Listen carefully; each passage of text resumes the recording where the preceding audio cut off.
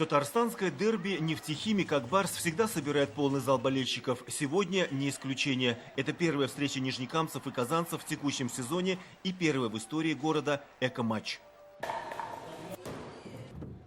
К эко-повестке присоединились сотни хоккейных болельщиков. В перерывах между периодами они соревновались в сортировке пластика, стреляли в эко-тире и играли в эко-шашки. Крышечки для них собирали нижнекамские школьники.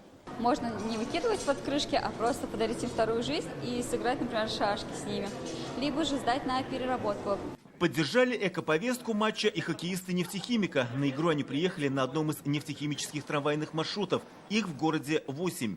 Наш клуб понимает свою ответственность за экологию и сохранение окружающей среды, и поэтому мы поддерживаем акцию нашего генерального спонсора. С инициативой провести эко-матч выступило нижнекамское предприятие «Сибура». Нижнекамснефтехим не только развивает экономику замкнутого цикла, вовлекая пластик во вторичную переработку.